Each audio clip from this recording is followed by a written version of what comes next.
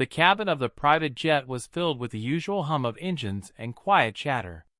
Donald Trump had boarded early, as was his custom, settling into his usual luxurious seat near the window. His eyes scanned the cabin briefly, noting the staff, the press, and the occasional advisors who followed him everywhere. But today was different. There was an air of unpredictability.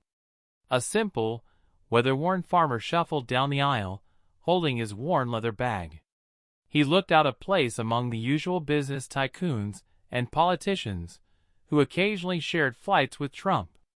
As he reached the front, a steward gestured toward the seat beside Trump.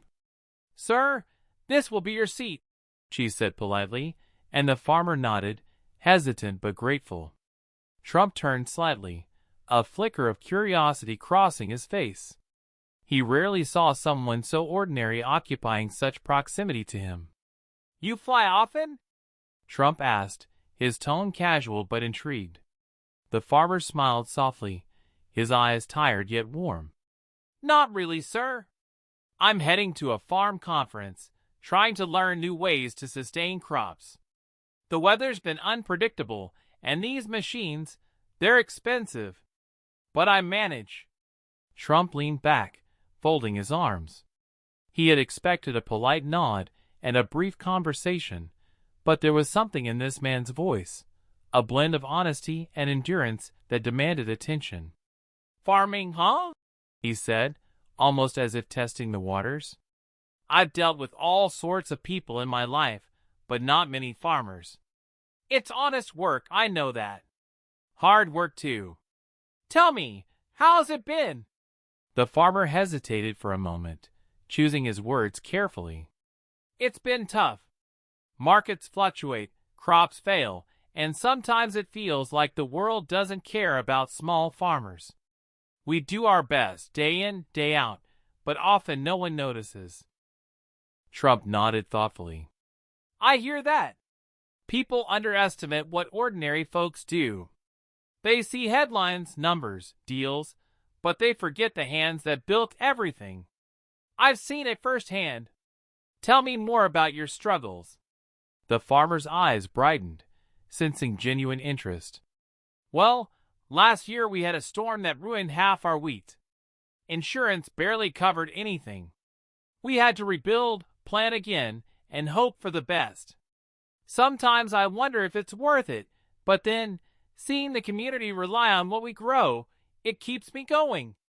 Trump leaned forward, intrigued. "You know, a lot of people don't realize how important what you do is. Most people focus on the big picture, money, politics, fame, but it's the everyday work that keeps the country moving. The farmers, the workers, they're the backbone." The farmer chuckled softly, almost surprised at the recognition from someone like Trump. "Not many people ever say that. Usually, it's politicians with big speeches, but you seem honest." Trump smirked lightly. "I tell it like I see it. And let me tell you something, your kind of work matters more than most people realize. Without you, half the country would go hungry. I've met a lot of people, but I've never sat down with someone who keeps the nation fed day after day. It's impressive."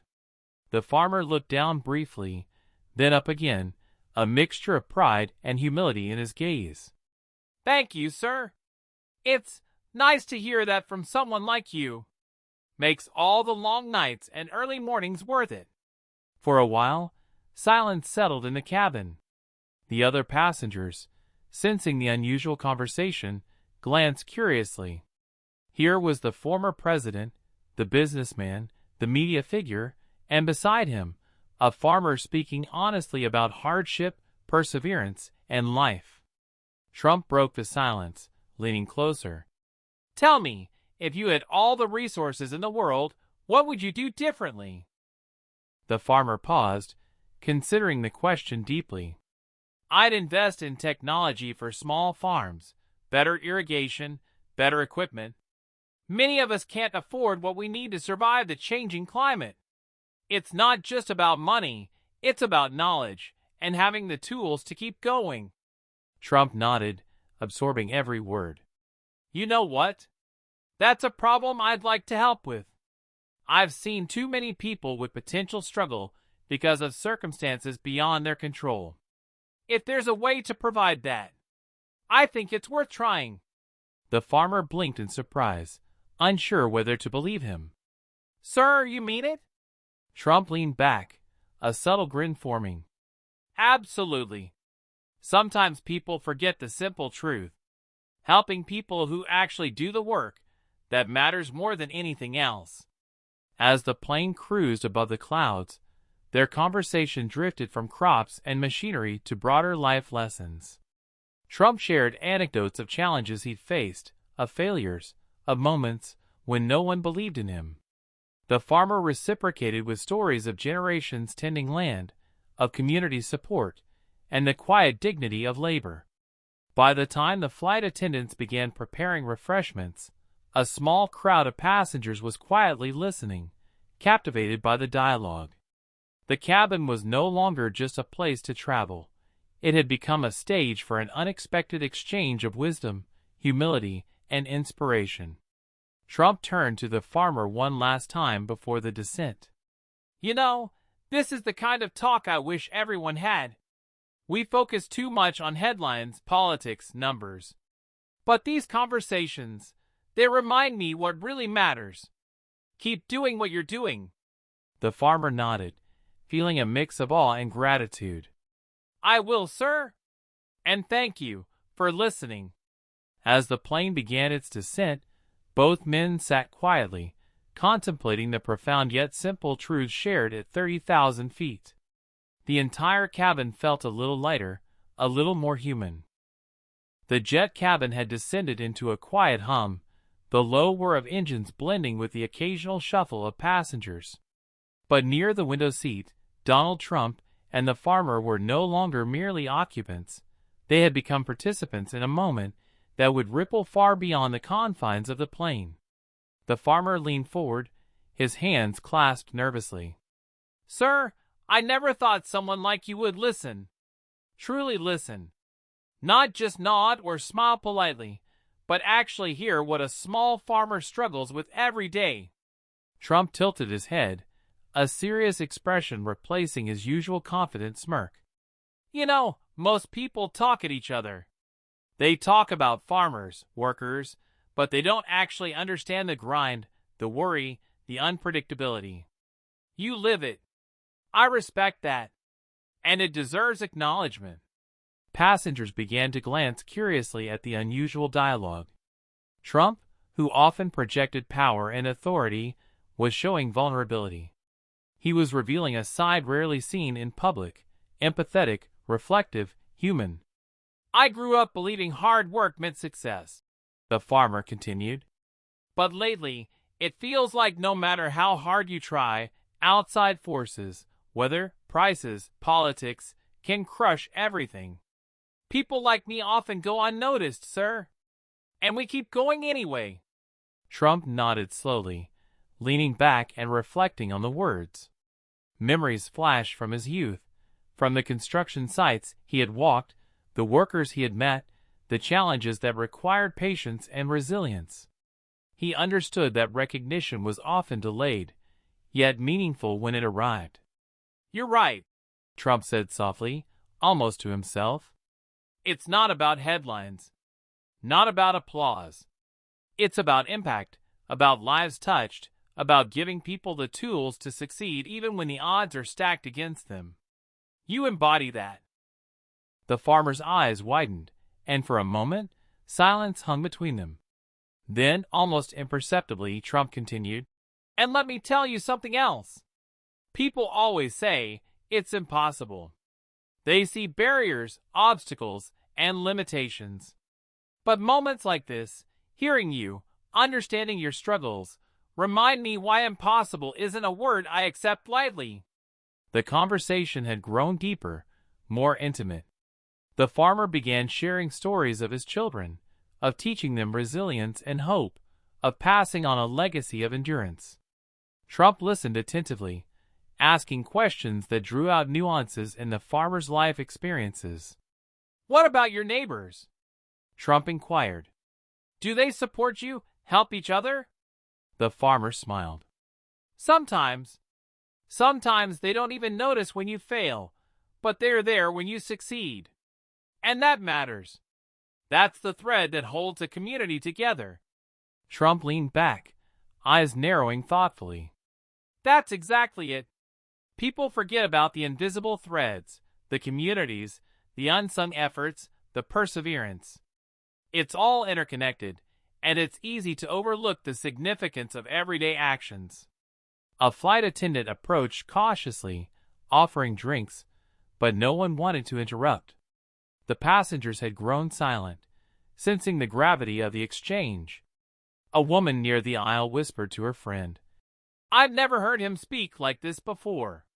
The farmer continued, sharing anecdotes about facing droughts, negotiating with distributors, dealing with equipment failure, and trying to provide for his family while maintaining the farm. Each story layered reality atop expectation, peeling back the ordinary to reveal extraordinary courage. Trump nodded repeatedly, reflecting, "I've faced setbacks, people doubting me, and moments when everyone thought failure was inevitable. But hearing you, it's a reminder. Leadership isn't about showing power. It's about recognizing struggle and responding with action." The conversation shifted toward ideas. The farmer mentioned potential solutions for sustainability, innovative techniques, and collaborative approaches with other farmers. Trump listened with genuine interest, asking probing questions and occasionally offering insights from his business ventures, his experiences with large-scale projects, and lessons learned from crisis management. "This is important," Trump said. "You're showing me something many overlook. Real solutions often come from people in the trenches, not in offices. You've got wisdom that's invaluable, and it's inspiring." Hours passed unnoticed. The jet hummed steadily across the sky, passengers drifting between curiosity and astonishment. The dialogue was no longer just two people talking. It had become a narrative of human perseverance, leadership, and connection. Finally, as the plane began its descent toward the farmer's destination, Trump extended his hand. "You know what? I've been in front of audiences, cameras, politicians, and millions watching worldwide, but this conversation, this exchange, is one of the most meaningful I've had. Thank you for your honesty, your courage, and your insight." The farmer grasped Trump's hand firmly, moved beyond words. "Sir, I can't thank you enough. Not just for listening, but for recognizing what we do every day. That means more than I can say." Trump smiled, a rare, sincere expression that passengers would remember. "Keep going. Keep leading in your community. And don't let anyone tell you that what you do isn't important, because it's more important than most people will ever know." The plane touched down, wheels rolling smoothly across the runway. The cabin remained hushed, passengers absorbing the unexpected impact of what they had witnessed. As the doors opened, Trump waved to the farmer. "Stay strong. You're making a difference." The farmer stepped off the plane, carrying a renewed sense of purpose, a story to share, and the profound realization that recognition can come from the most unexpected places, even the seat beside a former president on a private jet. In the days that followed, stories of the conversation spread across social media. People marveled at Trump's unexpected empathy, at the depth of the exchange, and at how a single dialogue could inspire thousands to appreciate the invisible effort behind daily life. It wasn't about politics, fame, or media attention. It was about human connection, validation, and the reminder that no act of perseverance goes unnoticed. And somewhere in Trump's office, he reflected quietly, "These conversations, this is why leadership matters. It's not about power, it's about impact. One conversation can change perspectives, even lives.